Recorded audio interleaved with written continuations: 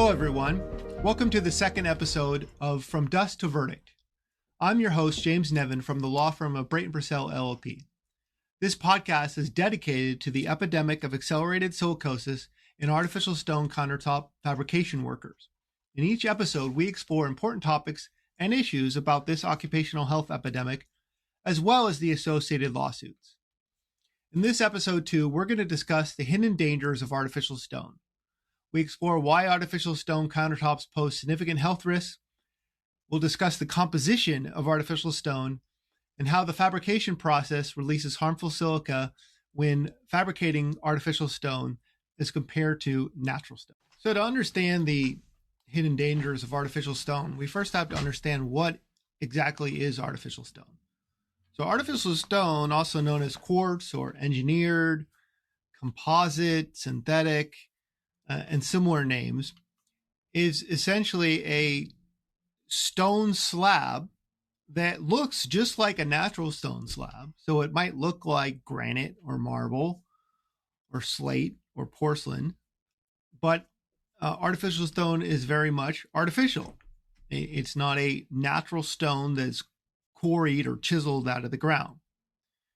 Artificial stone slab typically contains 90 to 95% silica, and it's crystalline silica. And unlike natural stone, this is a much higher silica content. So granite, for example, is typically 45% silica. Slate might be 30%.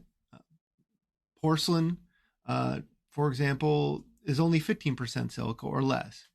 Marble is often only 3% silica. Limestone, 2% silica.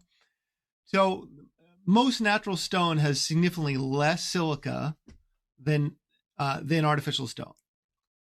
Additionally, the silica that is in natural stone is significantly larger, essentially huge, compared to the nano-sized silica that's in artificial stone. And the reason for that is the silica in artificial stone comes from quartz, which is a rock. It is mined out of the ground, but it's not added to the artificial stone in its natural mined state. Before it is added to artificial stone, it is intentionally crushed and pulverized. And so that the effect of that is the silica in artificial stone, in addition to being extremely high content of the stone, it's nano-sized, very, very, very small. Additionally, the other 5 to 10% of the constituents of artificial stone are essentially metals and other toxins that produce VOCs, or volatile organic compounds. So essentially, the entire ingredients in artificial stone are all toxic materials.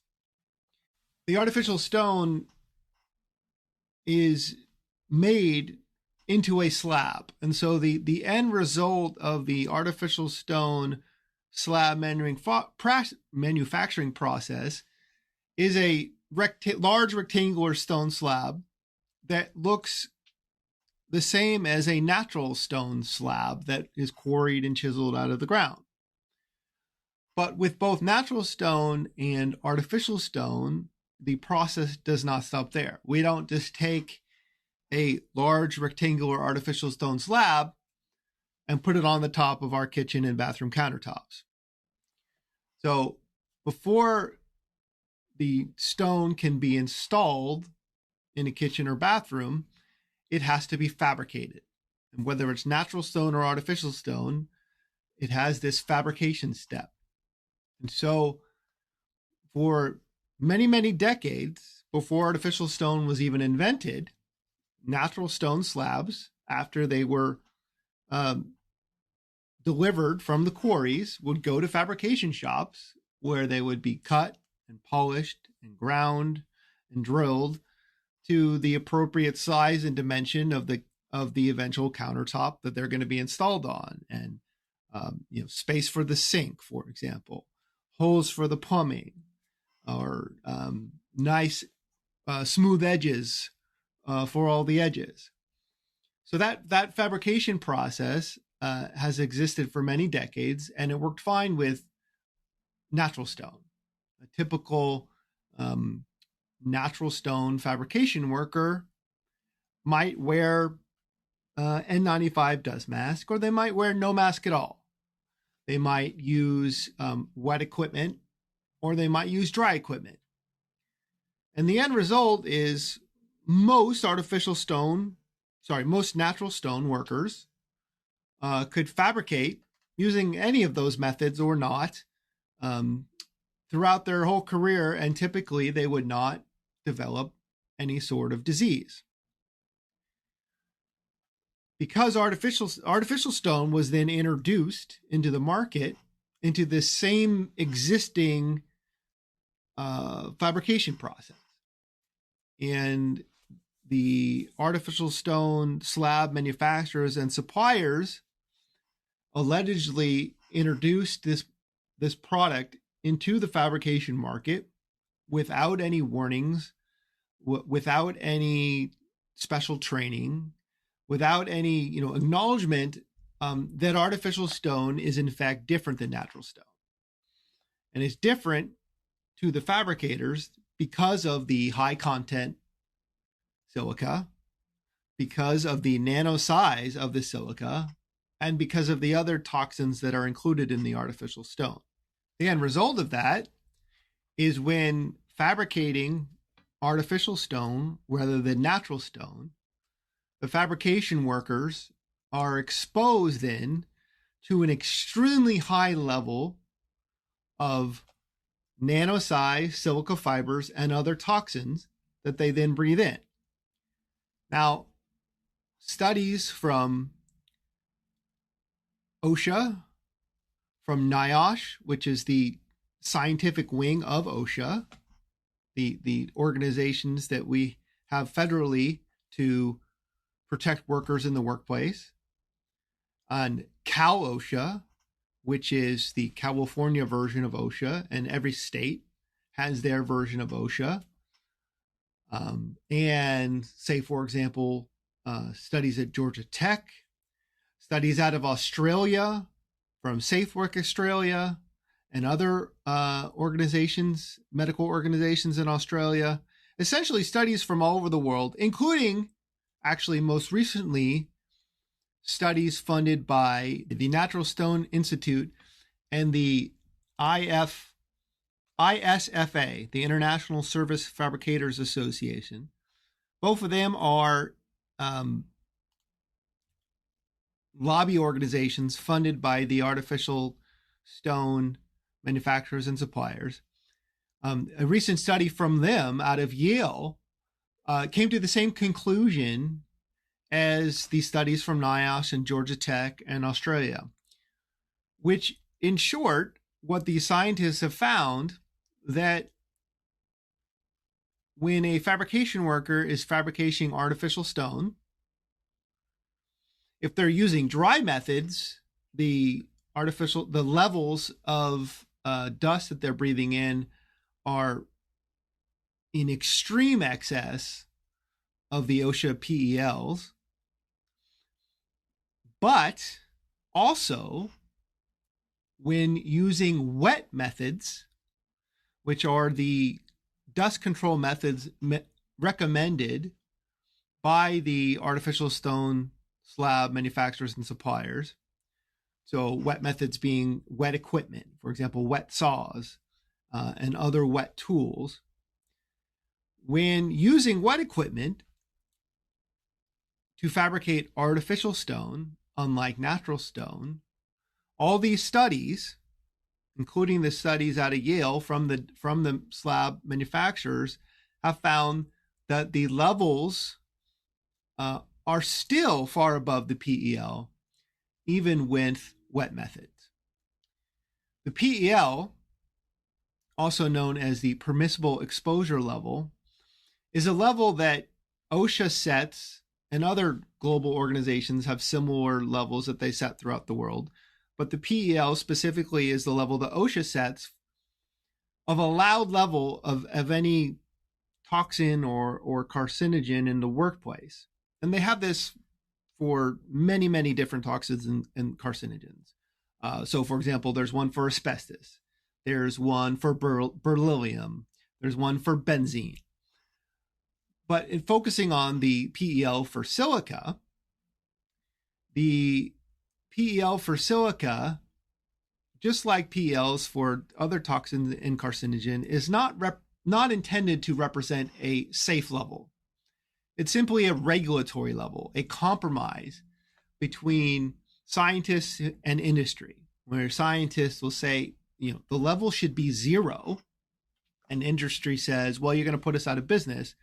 And so they compromise at a level and say, well, okay, the level at least has to be below this. So the PEL for silica, first off, is not a safe level. It's also a very old level. It was established long ago based on natural stone. So it wasn't even designed to address artificial stone. But even applying this out-of-date level that is still too high and is still not intended to be a safe level, when fabricating artificial stone, even with wet methods, the levels are above that. But the problem is that at this point, every geography, so pick a country, pick a state, pick a city, on a various different timelines, artificial stone has displaced natural stone in the market. Because to a consumer wanting a beautiful kitchen or bathroom countertop, artificial stone generally is a little bit better than natural stone. It's not actually cheaper. However, it's more durable. It's more scratch resistant. It's more uniform. It tends not to crack. And so consumers, not knowing the risk to fabrication workers by the introduction into their fabrication shop of this artificial stone product instead of natural stone, a consumer doesn't know that it's posing a risk to workers, so the consumer prefers that product. The end result is that many fabrication shops no longer fabricate any natural stone, or to the extent that they still fabricate natural stone, it's much less natural stone. And for the most part, they're fabricating this high silica, nano-sized silica, and other toxic compound product, artificial stone. So the end result of that, according to numerous peer-reviewed published medical literature from around the globe, is there has been not just an epidemic, but a pandemic of accelerated silicosis among artificial stone fabrication workers. First in other countries such as Israel, Italy, Spain, China, Australia, but now also in the US. And so we've seen more recently, as artificial stone has become more popular in the United States, a new epidemic of artificial stone accelerated silicosis in fabrication workers in the US. And so, for example, in California, the CDPH, which is the California Department of Public Health, now maintains a engineered stone silicosis surveillance dashboard. That's at www.cdph.cal.gov. Under their programs section, you can get to their surveillance dashboard, or you could simply just Google CDPH silicosis dashboard, and you'll see this dashboard, and they update it weekly. And so currently, the California Department of Public Health, for example, has tracked, just in the last few years, 327 confirmed silicosis cases among artificial stone fabrication workers in California. Of those, 17 have died. They are very young workers. The median age is 46. Most of the workers are male. In California, 98% of the workers with silicosis have been Latino.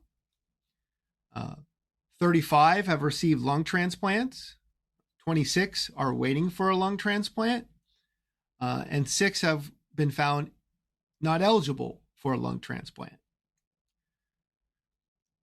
This is a problem that is especially seen in Los Angeles County, but is seen in numerous other counties as well.